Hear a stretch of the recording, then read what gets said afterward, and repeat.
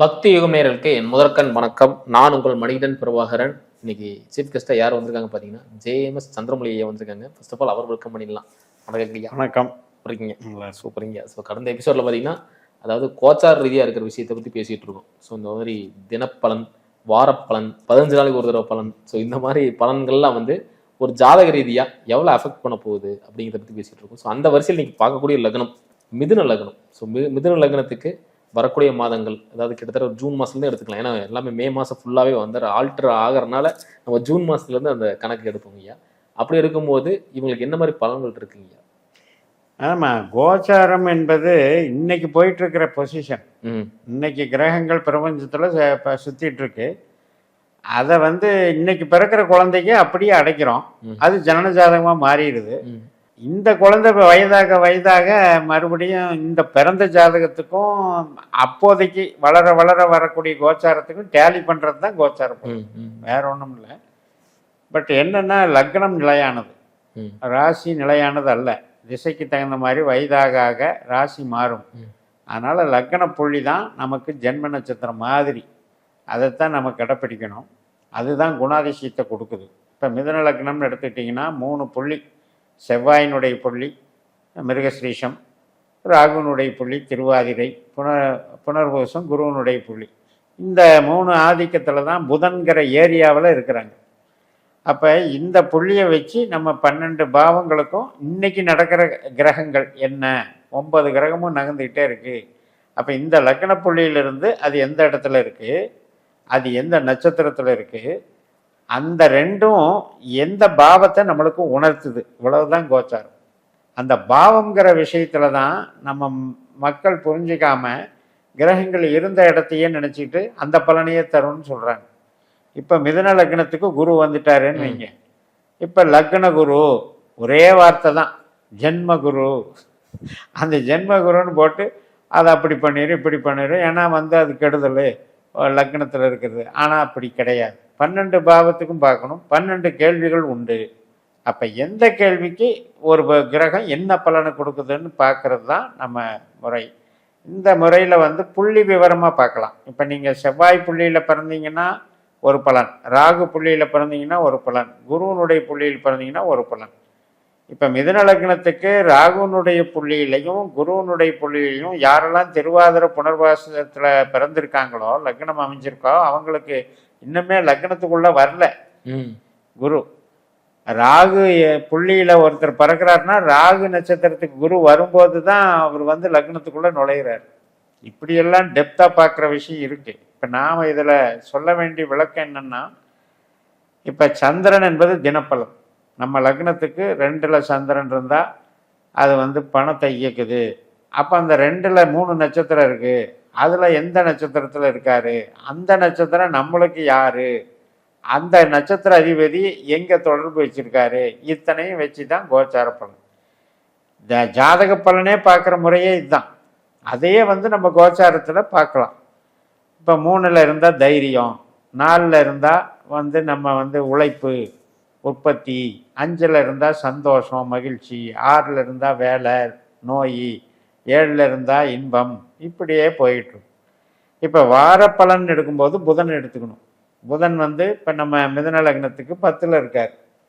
இப்போ புதனுடைய ரேவதி நட்சத்திரத்திலே இருக்காருன்னா அவர் வந்து புதனை வந்து தன்னுடைய பலத்தை ஸ்ட்ராங்காக செய்கிறார்.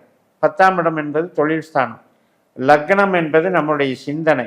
அப்போ நம்ம சிந்தனையில் என்னெல்லாம் ஒதுக்குதோ அந்த அளவுக்கு புகழ் பெறலாம் இந்த வார பலன் எடுக்கும்போது. அதே நீங்கள் குரு பயிற்சி பலன் எடுக்கும்போது என்ன ஆகும், லக்ன குருங்கிறது உங்களுக்கு லக்னத்துக்கு நல்லது தான். லக்னம் என்பது என்னென்னா ஆரோக்கியம், அதுக்கு நல்லது, உறவுக்கு நல்லது. ஆனால் 2ஆம் இடத்துக்கு 12, 2ஆம் இடமான கடகத்துக்கு மிதுனம் என்பது 12. அப்போ கையிருப்பு பணம் கரையும்னு எடுத்துக்கணும். 3ஆம் இடமான தைரியம், சகோதரம், கம்யூனிகேஷன், டிரான்ஸ்ஃபர், இதுக்கெல்லாம் லாபத்தில் இருக்குன்னு எடுத்துக்கணும் லக்னம். அப்போ ஏதாவது இதுக்கு இந்த காரியத்தில் நம்ம முயற்சி எடுத்தோம்னா நடக்கும், சாதகமாக இருக்கும்னு எடுத்துக்கணும். 4ஆம் இடம் அப்படிங்கிறது தாய்மனை பூமி வீடு வாகனம். இதுக்கு 10ல் இருக்கிறதுனால இது வந்து சிரமம். அதாவது 10ஆம் இடம் என்பது என்றைக்குமே பார்த்தீங்கன்னா ஒரு 75% தாமதப்படுத்தி தான் கொடுக்கும்.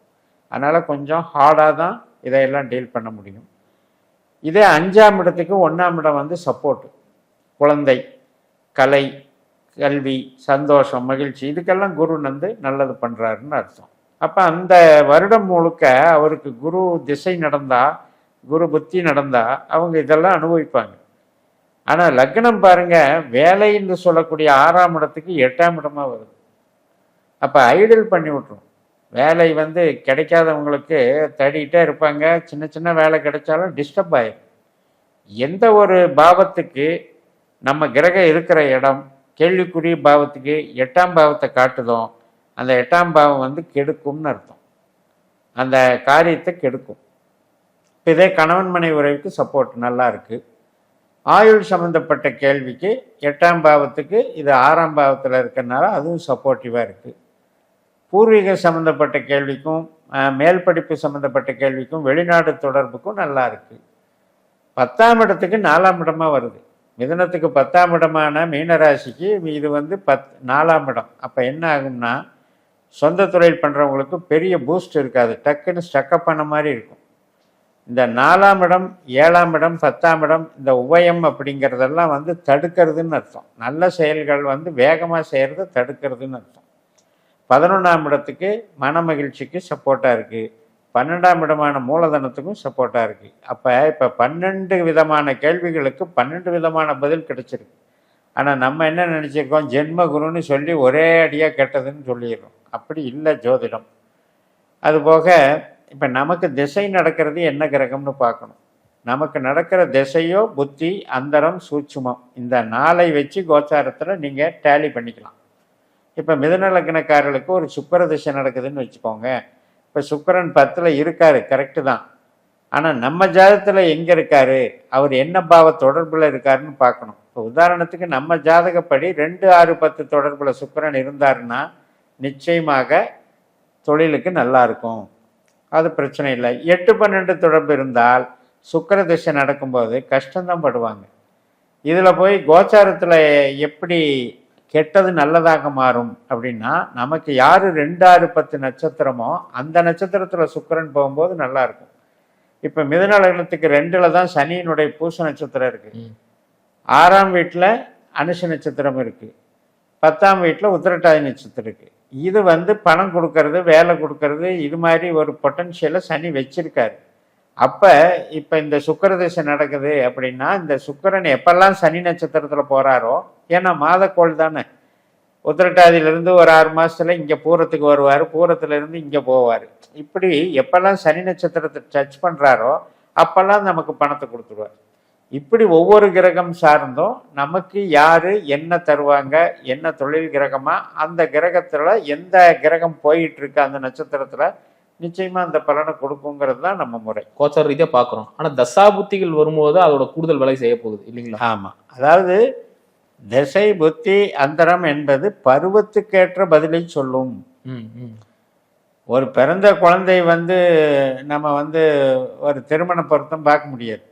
இல்லை, இப்போ நீங்கள் என்னன்னா, இப்போ ஒரு வீடு கட்டுறதுக்கு ஒரு கேள்வி கேட்குறேன். இப்போ வீடு கட்ட முடியுமான்னு கேட்குறது பாசிட்டிவ் வந்துருச்சு. ஸோ அது வந்து குருவோடது காரகத்துவம் பண்ணுறாங்க. இப்போ எனக்கு குரு புத்தி நடக்கும்போது ஓகே பாசிட்டிவா இருக்கு. இப்போ குரு புத்தி நடக்காம சனி புத்தி நடந்து, அது போக கொடுப்பினைன்னு ஒன்று இருக்குங்க. ஓகே, இப்போ மிதுன லக்னத்தில் பிறந்தவங்களுக்கு எல்லாருமே வீடு கட்டிடுறாங்களா? அதுதான் கேட்குறேன். அப்போ தனி மனித ஜாதகம் என்பதோட பொருத்தி தான் கோச்சாரத்தை பார்க்கணும். வீடு கட்டவே முடியாதவர்கள், வீடு வாடகை வீட்டில் சிரமப்படுறவங்க, இவங்களுக்குன்னு ஒரு ஜாதகம் ஏன் இருக்குது அப்படின்னா, அந்த 4ஆம் பாவ கொடுப்புனே அங்கே வீக்காக இருக்குது. அப்படிப்பட்டவர்களுக்கு வந்து வீடு மாற்றம் இந்த மாதிரி தான் போய்கிட்டு இருக்கும். நம்ம வந்து ஒரு பொருள் எடுத்துக்கலாம். இப்போ 4ஆம் இடம் வேலை செய்யுதுன்னு வைங்க, வீடே கொடுப்பனையில் வீக்காக இருக்குது, ஆனால் 4ஆம் இடம் அவங்க ஜாதகத்தில் வேலை செய்யுது. அப்போ வந்து வீட்டுக்கு ஏதாவது ஒரு பொருள் வாங்குவாங்க. இப்போ ஒரு வண்டி வாங்குறது, ஒரு சைக்கிள் வாங்குறது, இதெல்லாம் கூட 4ஆம் இடம் தான். 4ஆம் இடம் சம்பந்தப்பட்ட நிகழ்ச்சி நடக்கும். இப்போ தாயாருக்கு உடம்பு சரியாமல் இருக்கிறது 4க்கு 8 தான் தாயாருக்கு உடம்பு பாதிக்கிறது. 4க்கு 12, 4க்கு 8, ஒவ்வொரு பாவத்துக்கும் கேள்விக்குரிய பாவத்துக்கு 8, 12 கெடுதல். இப்போ வந்து 4ஆம் இடம் மிதுனத்துக்கு எது, நமக்கு கன்னி. இப்போ இந்த கன்னிக்கு வந்து 12ஆம் இடம் எது, சிம்மம். கன்னிக்கு வந்து 8ஆம் இடம் எது, மேஷம். இந்த 4ஆம் வீட்டு கிரகமானது அவங்க ஜாதகத்தில் இந்த 4ஆம் இடத்துக்கு 8ஆம் இடம் 12ஆம் இடமான 3-11 எப்போ தொடர்பு கொள்ளுதோ அந்த திசா புத்தியில் அம்மாவுக்கு உடம்பு சரியில்லாமல் போகும். இவ்வளவுதான். இங்கே கொடுப்பினை இருக்கிறது வேலை செய்யுது. எப்போ வேலை செய்யும்? திசா புத்தியில் வேலை செய்யும். ஆனால் மேக்ஸிமம் கமெண்ட்ல கேட்கறது அதுதான், பயிற்சி நல்லா இருக்குங்கிறீங்க, எனக்கு பலன் வர மாட்டேங்குது, வேலை கிடைக்க மாட்டேங்குது, பிஆர் வந்துடும், நீங்க இப்போ வரைக்கும் போராடி என்கிட்ட கன்சல்டிங் பண்றவங்ககிட்டயே நான் சொல்லிடுவேன், இது உங்களுக்கு ஜோதிட புரிதல் தான். இதை நாம் முழு மூச்சா எல்லா கேள்விகளுக்கும் எடுத்துக்கூடாது. கோச்சாரத்தில் இத்தனை விஷயம் இருக்கு. இப்போ ஒரு வார பலனே எடுத்துக்கிட்டாலும் 12 கேள்விக்கு 12 பதில் வருது. அப்போ திசாபுத்தி பலனை கொண்டு கோச்சாரத்தோட இணைச்சு பார்க்கும்போது இன்னும் நிறைய பதில்கள் கிடைக்கும். பரவாயில்லைங்க ஐயா. இப்போ என்னன்னா, நான் பார்க்குற வரைக்கும் சமீபமா நம்ம சப்ஸ்கிரைபர் கொஞ்சம் தெளிவுடன் ரொம்ப இதா பாக்குறாங்க. பலன் சொல்றதே அவங்களுக்கு புரிய ஆரம்பிச்சிருது ஈஸியா. ஸோ அதனால தான் எபிசோட நம்ம பண்ண ஆரம்பிக்கிறோம். நாம இதுக்கு முன்னெடுத்து செல்வதற்கு காரணம் என்னன்னா, இப்படியே கொஞ்சம் கொஞ்சமா அவங்கள ஒரு ஸ்டேஜுக்கு புரிய வச்ச பிறகு கொஞ்சம் நல்ல டெப்தான ஸ்டேஜுக்கு போகும்போது நம்ம இன்னும் உபநட்சத்திர கான்செப்டுக்கு போகலாம். இப்போ இதுலேயே பேசி பேசி பழகும்போது அவங்களுக்கு அந்த திசை பகுப்பு முறைகள் ஞாபகம் வந்துடும். இப்போ ஒரு நட்சத்திரத்தில் 9 புத்தி இருக்குங்கிறத ஒரு அதிர்ச்சியாக இருந்தவங்க இன்னைக்கு தெளிவாக இருக்கிறாங்க. இப்போ மிதுன லக்னத்தில் ராகு இருக்காரு, திருவாதிரை. அந்த திருவாதிரையில் 9 கிரகம் இருக்கு அப்படிங்கிற புரிதல் இப்போ ஏற்பட்டு போச்சு. ஏன்னா அந்த திருவாதிரை என்கின்ற அந்த கால அளவு 4 பாதம் திருவாதிரை, அது 13 டிகிரி, அதுக்குள்ள 9 புத்தி இருக்கு. ராகுல ராகு, ராகுல குரு, ராகுல செவ்வாய் வரைக்கும் அப்படி போகுது. அப்ப அதுல டெப்தா போய் எடுக்கும்போது நாம என்ன கான்செப்ட்ல பிறந்திருக்கோம். ஒருத்தர் ராகு நட்சத்திரத்துல பிறந்தா மேலோட்டமா ராகுனுடைய குணம் இருக்கும். ஆனா உள்ளுக்குள்ள அவர் சனியோ அல்லது புதனோ உபநட்சத்திரமாக வந்தால் அவர்களுக்கு அதுதான் அதிகமா பேசும். இந்த சனி புதன் தாக்கம் தான் அதிகமாக பேசும். அதனால தான் ஒரே லக்னத்தில் 2 மணி நேரத்தில் பிறக்கிற குழந்தைகளில் 1 நிமிஷம் 2 நிமிஷம் இடைவெளியில் வாழ்க்கை தரம் மாறுது. அதுக்கு காரணம் இதுதான். நிறைய இப்படிப்பட்ட ஒரு தனிப்பட்ட சரித்திரம் ஒரு தனி மனிதனுக்கும் உண்டுங்கிறது புரியாம நிறைய பேர் பாரம்பரிய ஜோதிடத்துல பெரிய டிஸ்பியூட் நடத்திக்கிட்டு இருக்காங்க. எனக்கு அதுதான் பெருசு, எனக்கு அந்த டைமே நம்ம நடக்கிற பலனை வச்சு தான் நம்ம டைமே எடுக்கணும், டைமை ஒத்துக்க மாட்டோம்னுட்டு இன்னைக்கு எல்லாம் சயின்டிஃபிக்காக டைம் கொடுக்குறாங்க. எப்படி டைம் தப்பாக போகும்? டைம் ரெக்டிஃபிகேஷன் ப்ராசஸில் என்ன பண்ணுறோம்னா ஒரு 30 செகண்ட்லேருந்து 1 நிமிஷம் தான் மேக்சிமம் அட்ஜஸ்ட் பண்ண வேண்டி வரும். மேக்சிமம் ஒரு 1 மணி நிமிஷம் 1.5 நிமிஷத்தில் அட்ஜஸ்ட் பண்ண வேண்டி வரும். அதுக்குண்டான வழிமுறைகள் இருக்குது ஜோதிடத்தில். அப்போ நம்ம டைம் அக்யூரேஸ் பண்ணிட்டோம்னா இந்த சிஸ்டத்தில் அடாப்ட் பண்ண உங்களுக்கு எல்லா கேள்விகளுக்கும் விடை கிடைக்கும். மொத்தத்தில் மனிதனுக்கு ஒரு புரிதல் உண்டாயிரும் வாழ்க்கையை பற்றி.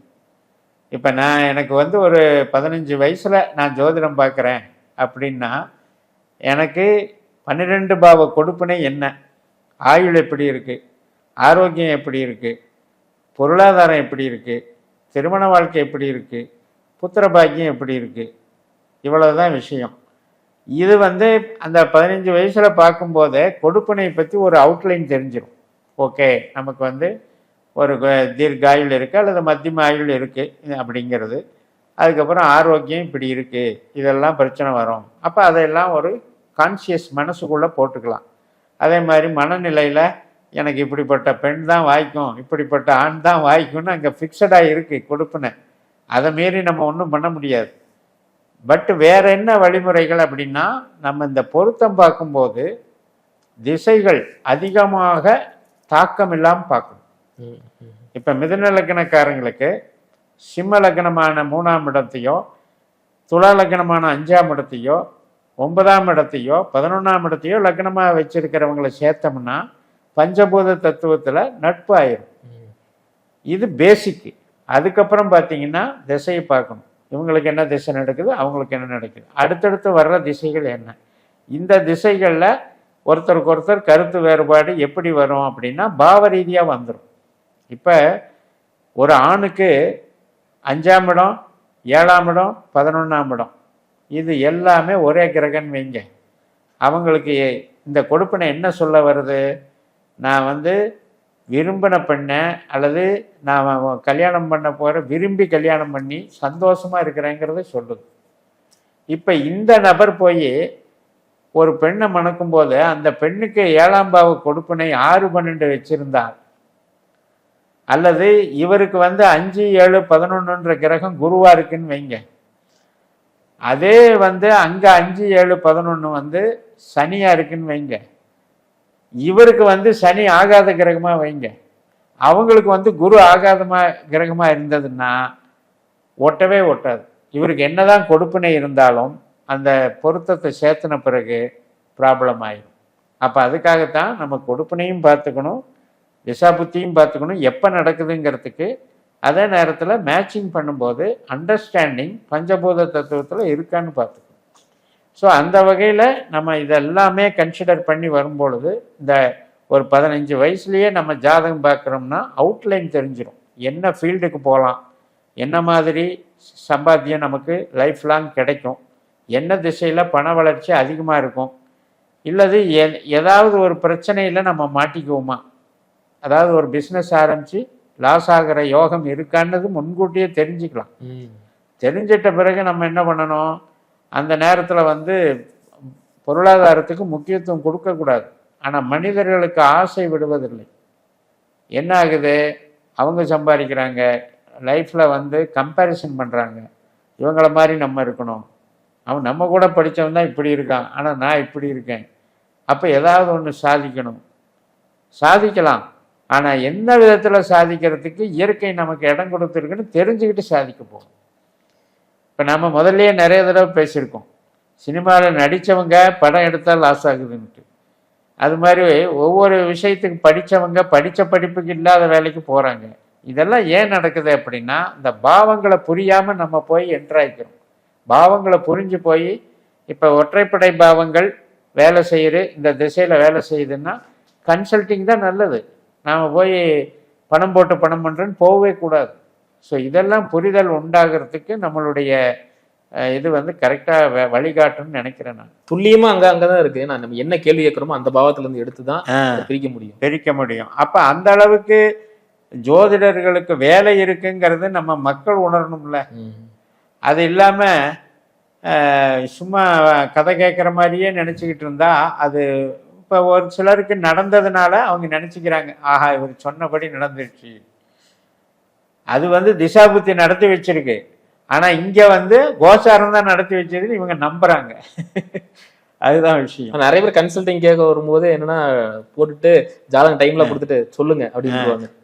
என்ன சொல்லணும்னு தெரியும், சொல்லுங்க அப்படி. எதுக்கு சொல்றது, நல்லதுக்கு சொல்றதா கெட்டதுக்கு சொல்றதா? அதாவது ஒரு ஜாதகம், இந்த ஜோதிட முறை எதுக்கு உதவுதுன்னா ஈடுபாடு, ஜாதகருடைய ஈடுபாடு எது, அந்த ஈடுபாட்டுக்கு பாவங்கள் எது, ஈடுபாட்டை காட்டக்கூடிய பாவங்களுக்கு இப்ப நடக்கக்கூடிய திசாபுத்தி சாதகமா பாதகமா, இதை சொல்றது மட்டும்தான் ஜோதிடருடைய வேலை. ஜோதிடரை மந்திரவாதி மாதிரி நினைச்சுக்கிட்டு அருள் வாக்கு சொல்ற மாதிரி நினைச்சுக்கிட்டு கேட்டு என்ன பிரயோஜனமே இல்லை, யாருக்கும் நல்லதில்லை. ஒரு ஜோதிடம் பார்க்கறதுல வர்றவரும் அவர் கேள்விக்கு விடை கிடைச்சி திருப்தியா போகணும், அப்புறம் சொல்றவரும் உள்ள பாயிண்ட்டை ஓப்பனாக சொல்லிடணும். இது இல்லாம 1 மணி நேரம் அலங்காரமா பேசி என்ன பிரயோஜனம்? யோகம் இருக்கு, அந்த பயிற்சி மாறட்டும், இந்த பயிற்சி மாறட்டும், பிரம்மாண்டமா வந்துடலாம், அப்படியெல்லாம் வராது.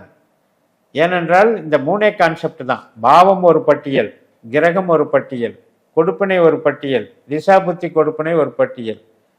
இதுக்கு கோச்சாரம் சப்போர்ட் பண்ணிச்சுன்னா உடனே நடந்துடும். இப்போ கல்யாணங்கிறது நான் சொன்ன மாதிரி 5 7 11 நடக்குதுன்னு வைங்க, திசாபுத்தி கோச்சாரத்துலேயும் அது சப்போர்ட் பண்ணணும். கோச்சாரத்தில் திருமணத்துக்கு உண்டான கிரகம் ஒரு சுக்கிரனாக இருந்து அவர் தன்னுடைய நட்சத்திரத்திலே போகும்போது இம்மீடியட்டாக நடத்தி வச்சிருவார். இப்போ அவர் 6ஆம் பாவ நட்சத்திரத்தில் போயிட்டு இருந்தாருன்னா இங்கே திசாபுத்தி நடந்துகிட்டு இருக்கும், ஆனால் அங்கே கோச்சாரம் 6ல் போகிறதுனால தடை பண்ணிட்டு இருக்கும். அது எப்போ 7க்கு வருதோ அப்போ நடக்கும். இப்போ இதை கண்டுபிடிக்கிறதுக்கு தான் கோச்சாரமோ ஒழிய சைடு சப்போர்ட்டு தான் கோச்சாரம். இப்போ ஒரு மனிதர் இருக்காங்க, நல்லா நல்லா பெர்ஃபார்ம் பண்ணலாம், நல்லா ஆரோக்கியமாக இருக்காங்க, கூட ஒரு நல்ல ட்ரெஸ் போட்டுக்கிட்டு நல்லா ஒரு நல்ல டீசெண்டாக இருக்கிறதுக்கு தான் கோச்சாரம்னு அர்த்தம். மற்றபடி நம்மளுடைய சுயபலம் என்பது நம்ம திசா புத்திலையும் கிரகங்கள்லையும் நம்ம பாவம் என்ன பாவம் இப்போ இயங்குதுங்கிறதுலையும் தான் இருக்கு. ரொம்ப நன்றிங்க ஐயா. அடுத்தடுத்து காரணம் சந்திக்கலங்க ஐயா. நேரில் இந்த வீடியோ உங்களுக்கு பிடிச்சி வந்தால் மறக்காம லைக் பண்ணுங்க, ஃப்ரெண்ட் ஃபேமிலிக்கு ஷேர் பண்ணி விடுங்க. இதே மாதிரி இன்னொரு காரணம் சந்திக்கும் வரை உங்களிடம் விடைபெறுவது உங்கள் மணிகண்டன் பிரபாகரன். நன்றி, வணக்கம்.